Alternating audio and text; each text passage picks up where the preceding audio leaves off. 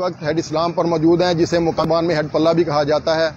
इस वक्त यहाँ 40,000 क्यूसेक पानी है वो जो गुजर रहा है, जबकि PDMA की तरफ से जो वार्निंग जारी की गई है उसके मुताबिक हेड इस्लाम से कुछ तकरीबन 2 लाख क्यूसेक का पानी जो वो 23 और 24 तारीख को यहाँ से गुजरेगा, जो कि इंतहाई ऊंचे दर्जे का सैलाब होगा।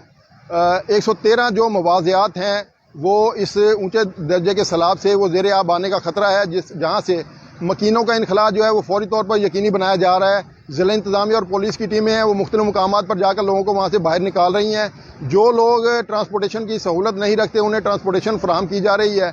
रेस्क्यू 1122 की टीमों में इजाफा कर दिया गया ताकि सैलाब आने की सूरत में किसी किस्म के जो रेस्क्यू ऑपरेशन है उसमें कोई मुश्किल पेश ना आए। मैं ये बताता चलूँ कि हेड इस्लाम से जो 3 लाख पानी है वो गुजरने की गुंजाइश है। सन 88 में तकरीबन 4,52,000 क्यूसेक पानी आया था और हेड इस्लाम को उस वक्त चूँकि हेडवर्क्स को ख़तरा था, इसलिए वो 11 RD पर जो ब्रीचिंग सेक्शन बनाया गया था वहाँ से वो बंद को ब्रीच किया गया और उस हिफाजती बंद को ब्रीच करने के साथ इसको हेड इस्लाम को महफूज किया गया।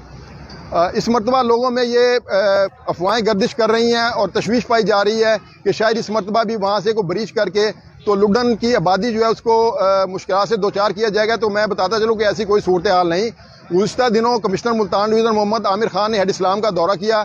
डिप्टी कमिश्नर सैयद आसिफ हुसैन शाह ने उन्हें यहाँ तफसीली ब्रीफिंग दी और उन्हें यह बताया कि जो तमाम फ्लड रिलीफ कैंप है वो ऑपरेशनल हैं और इस वक्त कोई ऐसी हंगामी सूरत हाल नहीं जिसमें लोगों को कोई परेशानी से 2-4 किया जा सके।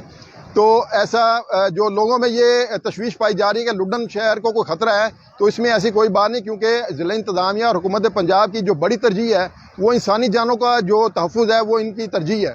तो इसलिए वहाँ से कोई ब्रीच का फ़िलहाल कोई इम्कान नहीं, क्योंकि 2 लाख क्यूसेक पानी हेड इस्लाम से बखरियत गुजर जाएगा।